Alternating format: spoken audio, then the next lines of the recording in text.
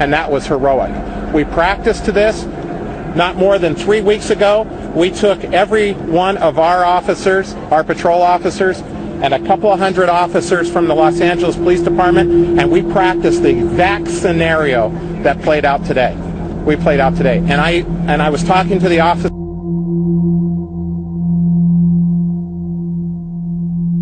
And we practiced the exact scenario that played out today. Without laughing.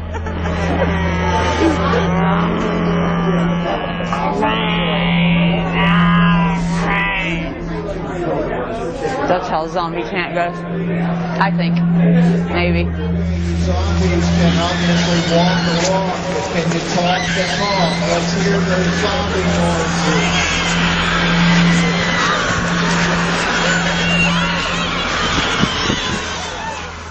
Okay, we have all these people getting into the zombie spirit and volunteering to participate in a government zombie drill.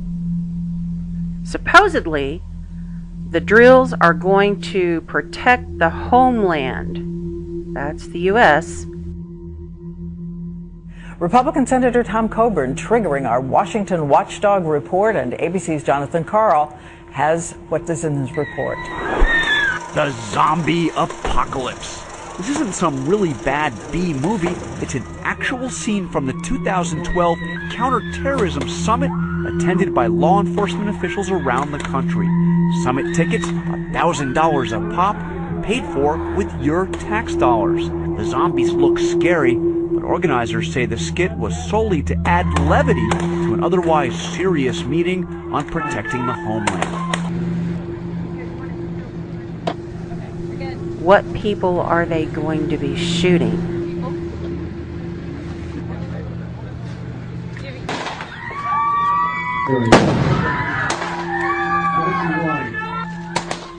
Are they going to be shooting civilians? Injured people?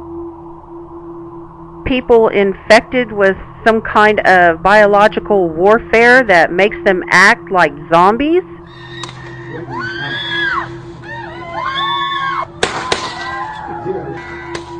With the history of our government drills in our country in the last few years, we really need to take this a little more seriously and do some investigating on this. Grab the asset.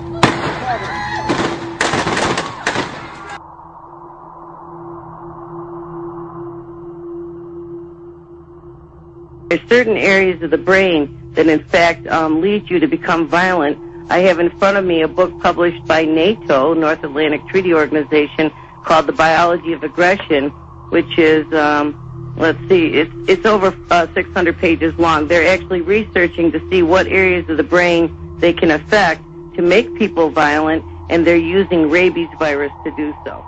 Times, and the guy just stood his head up like that with a piece of flesh in his mouth and growled like... He has been identified by the medical examiner as Rudy Eugene. The guy was like tearing him to pieces with his mouth. So I told him, get off. The 31-year-old was shot and killed by a Miami police officer on Saturday as he chewed off the cheeks, ears, nose, and an eye of a homeless man. Eugene's rap sheet includes charges for marijuana possession, trespassing, and battery, but nothing that would indicate he could be behind the violence on the side of the MacArthur Causeway.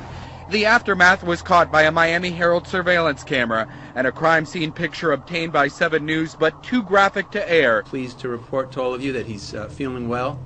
He's eating, He's walking around with physical therapy. He's talking with us. Surgeons describe the progress of Ronald Popo, a homeless man who was the victim of a gruesome face-eating attack.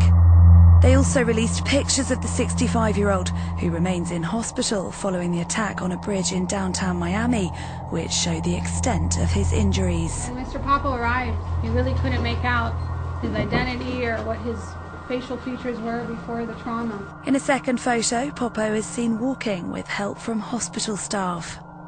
Already, grisly murder takes an even more grisly twist. A college student tells police he killed a housemate and then ate part of the victim's heart and brain. WJZ is live in Edgewood right now. Mike Kelgan with even more stunning details on this crime. Mike? Vic, police here in Harford County say they have never seen a case of cannibalism, never seen a case like this, a stunning crime, and they say they have no reason to believe the suspect is lying about what he said he did. Investigators say 21-year-old college student Alexander Kanua killed his roommate, then ate his heart and parts of his brain, cutting off his head and hands and storing them inside his family's townhouse on Terrapin Terrace in Harford County. I don't want to make speculation here. It's very early in the investigation. We have a lot of follow-up to do. I'm sorry to bother you. Family members there declined to speak about the chilling crime. Police say Kanua's brother found the remains and his father called police. Authorities later found body parts there and in a dumpster at a church nearby. This was a very difficult investigation. I also want to thank the FBI who assisted us in this investigation. But what's the motive? Police haven't ruled out anything, including drugs. They say Kanua, while cooperative, confessed but would not reveal why he did it. According to published reports, he recently posted statements about cults, ethnic cleansing, and school shootings online. Okay, the man who turned cannibal on his roommate was online talking about school shootings. Now tell me there's not a connection here. WJZ obtained the missing persons report on the victim, 37-year-old Cujo Agyekodi, who vanished last week. Both he and Kanua attended Morgan State University in Baltimore. That's also where Kanua was charged just days ago. Did you see that? Did you see the banner? Here, take a look at it.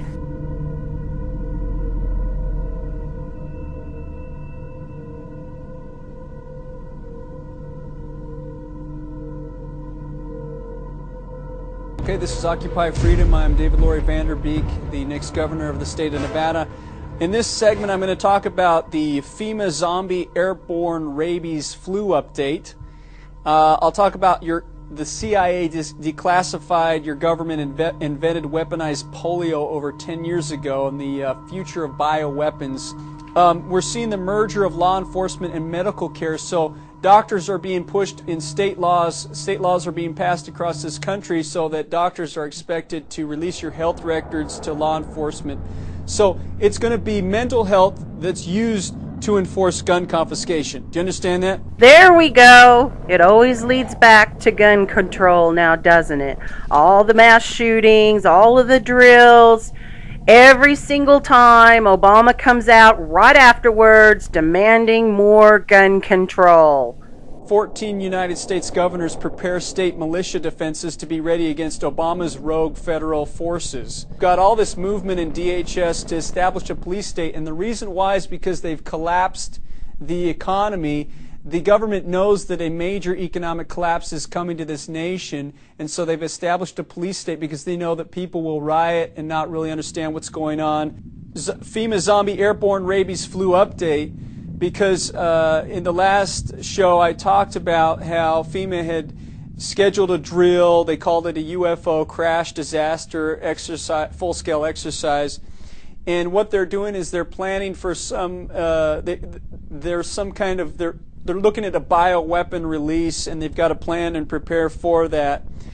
You can actually go to webarchive.org, because after I put the screenshots of the event at the FEMA.gov on my website, you go to NevadaGovernor2014.com, you can see my screenshots. I actually got a link sent to me from a YouTuber, and it's at webarchive.org, where you can actually see the original archived page from March 2nd before they pulled it down. So if you want to get that link and go to the original web page that's archived on the internet now, you can. Just go to NevadaGovernor2014.com and click on that blog post. It's the top link. The origin of AIDS, the first didn't really appear until around 1981. Is this the sort of virus that can be concocted by chemicals or some sort of biological warfare techniques? Well, there are articles have been written by doctors saying that this thing smells of a man-made virus, and mentioning this Fort Detrick, where so many experimentations have been done in devising biological warfare and diseases that can be controlled, can be used on society. Another suggestion, not CIA, and mind you, in the context, the Fort Detrick experimentation in the context of the MK Ultra. What you're looking at here is an image of a Manchurian Candidate.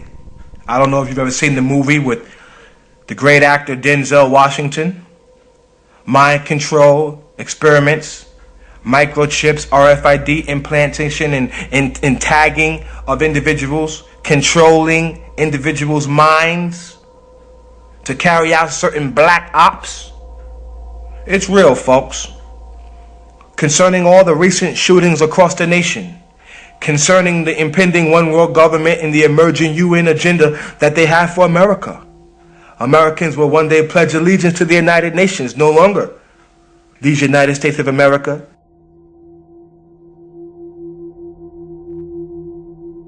To get national attention, a school district there has decided there's just no time in the day for students to recite the Pledge of Allegiance. Into the flag, into the republic, etc. Okay? Times are changing, folks. You've got to ask yourself the question, are these shootings being staged? Are these false flag ops? Are these pretty much these episodes is what I want to call them? Are these episodes, because there's so many of them, they all have a common thread, some psychological thing going on in their minds. Okay, and they all had brushes with the military. Okay, and so this is not a conspiracy theory, folks. You've got to start asking some serious, hard questions. Who are these people? When you think back at the shooting at the movie theater, when you think back to the Virginia Tech shooting, man, it's just been so many, folks. Who's doing this? Who's behind this? Is it the Illuminati?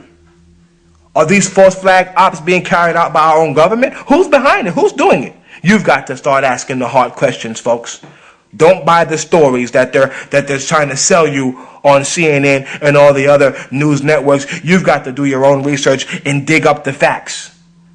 I'm telling you right now, folks, open your eyes, wake up. What you're looking at, what you're witnessing today is a classic example of a Manchurian Candidate, mind control, MK Ultra. Research it for yourself. Thank you so much for tuning in. Bye-bye. Of experimenting on the American people with disease and drugs in over 200 medical schools and mental hospitals, a big program that went on a long time, supposedly closed down by the CIA. By the CIA. Also the Army was involved, but a lot of the Navy's activities, the Navy was just covered for the CIA.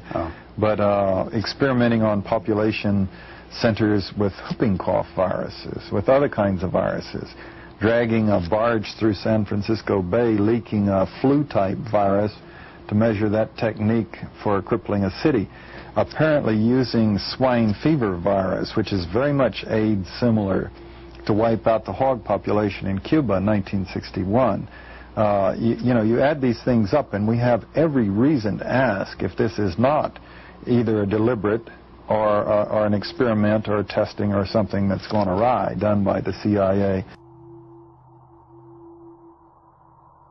You know, most of our history we didn't have those institutions. The FBI came in during the First World War, and interestingly enough, one thing that Woodrow Wilson did, he used the FBI to spy on American citizens and actually arrest them if they disagreed with his foreign policy about going to war in Europe.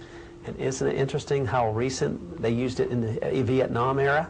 Democrats used it there, and Republicans used the FBI to spy on 100 different groups in this country, including the churches, who disagree with the policy in Central America. It almost looks like the FBI was designed to spy on Americans who might be disagreeing with policy, especially the foreign policy. So the FBI, although I don't think I could condemn everything they've ever done, because I'm sure some of the investigations and investigation of crime has been beneficial, but that could be accomplished through Justice Department within our states. We wouldn't reject that portion of it. But I think the FBI has kept and continues to keep a lot of records on a lot of individuals. The CIA has only been here since 1947. Their record is lousy. I mean, just think of the CIA used by the Democratic administration to murder Diem and escalate the war in Vietnam. And here we have a Republican using the CIA to sell weapons to the Ayatollah, to raise funds, deal in drugs, go to Central America, fight wars that have not been approved by the people or the Congress. So we see the CIA as very, very detrimental, skirting the law. And here we had Casey proposing a super CIA. He thought there was too much control over the CIA that existed, that congressmen now occasionally ask questions, and they don't ask enough. So they were talking about a super CIA. The CIA was used in a bad policy in Cuba.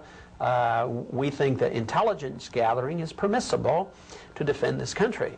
But up until 1947, it was done as a military operation. If you needed to know whether there were troops massing for an invasion, that the CIA ought to know about, or we ought to know, get that information, have that intelligence. But now in this age, especially in the modern age, I mean, we don't even need to have somebody over in Europe or in the Soviet Union. We don't even need to send powers in an airplane over Europe. We have satellites, so you can practically watch an individual walking around on the street with the technology available. So I would say even modern technology has absolutely moved us into an age where we ought to become more modern and get away from this CIA operative snooping around, actually causing a lot more trouble than good. A super secret organization like the CIA is going to have secrets, but this sounded too bizarre to be true. Yet there it was, in print, in a respected newspaper. The accusation that the crack epidemic, which ravaged this country's cities, was spread with help from a secret army linked to the CIA. I will tell you, Director Deutsch, as a former Los Angeles police narcotics detective, that the agency has dealt drugs throughout this country for a long time. It was an American first. The director of the CIA, one of the country's most secretive institutions, facing the public at a town meeting in south central Los Angeles. Not long after Libya's collapse, President Barack Obama, through his counterparts in the CIA, people like Christopher Stevens, began trafficking guns and other weapons of war through Benghazi into the hands of neighboring Syrian insurgents. These insurgents make up terrorist organizations similar to the LIFG, Libyan Islamic Fighting Group, and radical Islamic factions including Al-Qaeda. Obama has been arming Syrian insurgents and terrorist networks like Al-Qaeda in order to overthrow Bashar al-Assad. Let's talk about what could be the most explosive issue of this campaign if the mass media would get a hold of it and do something about it, but they're covering it up. And that is you were talking about the government involvement in drugs. There have been government investigations, there have been private investigations, and we've interviewed a lot of people, ex-CIA people, who have talked about the CIA involvement in drug operations for many decades. It's public knowledge, though once again the media are not saying anything about it, that Oliver North and his people involved with the Contras have been running drug operations, cocaine primarily, bringing it back into the United States. And there are other investigations which show that George Bush's office, Donald Gregg particularly, and the people he was working with, have been supervising an enormous drug operation, which once again was sending illegal arms down to the Contras and elsewhere, and bringing cocaine and other types of drugs back into the United States.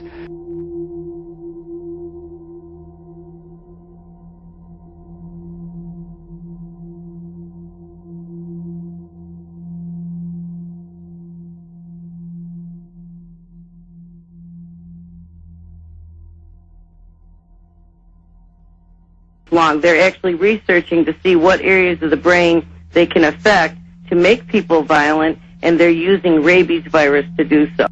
You've been keeping track of what the CIA and the Defense Department have been doing for a long time as far as using us as guinea pigs for mind control and other types of horrible things they have in mind for us and the rest of the people in the world.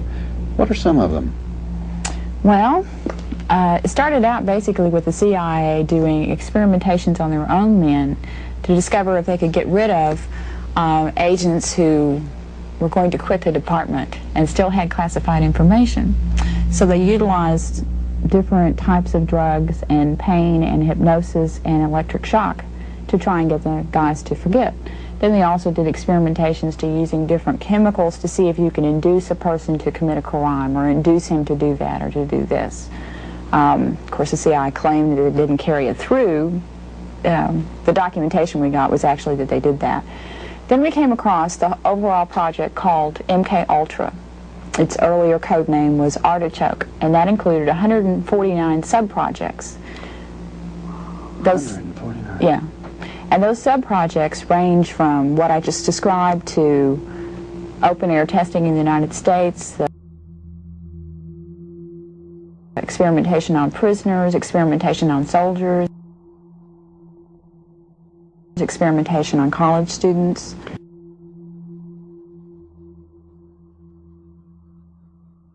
Would these people know they were being experimented on and gave their approval? No, except for the quote-unquote voluntary Army soldiers. Oh, yeah. And the way the voluntary Army program worked is it started in 1959, and the guys were just told that they would be doing experimentation on new weapons, right? And then they get to Fort Detrick, Maryland, where the experimentation was done, and find out that they were going to be doing it on drugs and chemicals.